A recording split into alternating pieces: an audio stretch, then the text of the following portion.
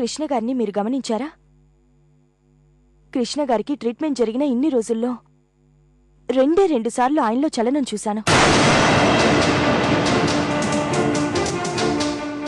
మొదటిసారి ఆంటీని చూసినప్పుడు, కావలసిన వాళ్ళని చూసినప్పుడు ఇలాంటివి సహజమేనమ్మా. లేదంకుల్, ఆంటీని చూసినప్పుడు ఒంట్లో ఆ కదలిక వచ్చింది అంటే తల్లి కాబట్టి ఆ ఎఫెక్షన్ ఉంటుంది.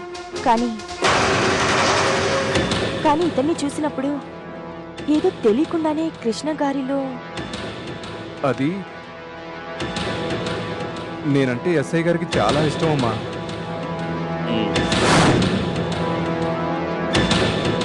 సార్ నేను వస్తాను సార్, అర్జెంటుగా వెళ్ళాలి, స్టేషన్లో వర్క్ ఉంది. సరే నీ ఇష్టం సార్. జాగ్రత్త సార్, వస్తాను సార్.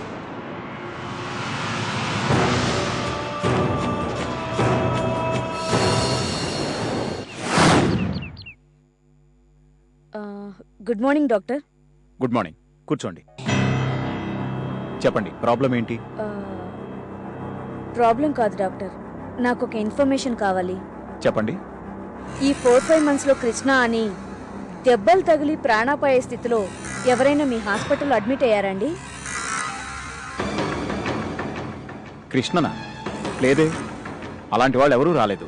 అది కాదండి, అతన్ని కిరీటి అని ఓ వ్యక్తి కూడా తీసుకొచ్చాడు. కనీసం ఆ కిరీటి ఎవరన్న విషయమైనా తెలుసా? ఈ ఎంక్వైరీలు ఏంటి? సీరియస్ అవ్వకండి సార్, కాస్త కోఆపరేట్ చేయండి. మీరు మర్యాదగా వెళ్ళకపోతే పోలీసులకు ఫోన్ చేయాల్సి ఉంటుంది.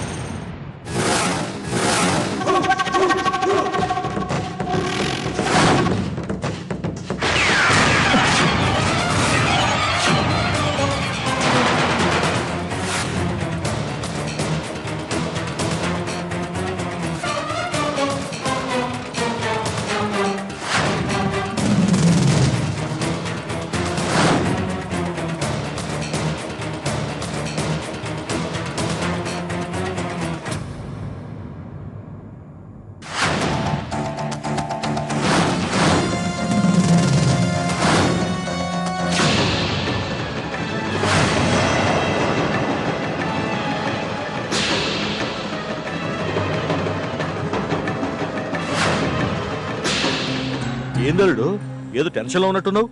ఎవరికి ఫోన్ చేస్తున్నావు ఏంది? రమ్యకి మావయ్య, నిన్నటి నుంచి ఇప్పటి వరకు కనీసం ఒక ఫోన్ కాల్ కూడా చేయలేదు, ఏ ఇన్ఫర్మేషన్ లేదు. అందుకే చేస్తున్నాను, కానీ సిగ్నల్ కూడా దొరకడం లేదు. ఎప్పుడు వస్తుందో ఏంటో. నువ్వేం టెన్షన్ పడగలదు, వచ్చేస్తుందిలే. మీకు తెలుసు కదా మావయ్య, తను లేకపోతే నాకేం తోచదు. పైగా తొందరలో ఎలక్షన్స్ కూడా ఉన్నాయి. ఇలాంటి టైంలో తను లేకపోతే ఎలా చెప్పండి? కాకపోతే ఏంటి మావయ్య, ఏదైనా ప్రాబ్లమా? ప్రాబ్లం అంటే పెద్ద ప్రాబ్లం ఏం కాదు. మరి ఇంకేంటి మావయ్య, చెప్పండి.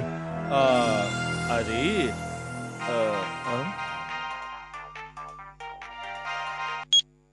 హలో సార్ నేను.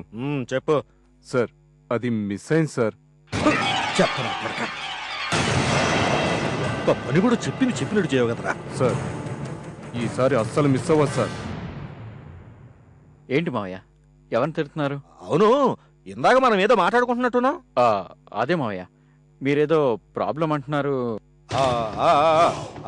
ప్రాబ్లం అంటే అది పెద్ద ప్రాబ్లం ఏం కాదు. ప్రసాద్ గారు ఉన్నాడు కదా, అదే నీకు పోటీగా నిలబడ్డా కదా గాడుకి కాంట్రాక్టర్లకి 10 లక్షలు ఇస్తున్నానంట. మరి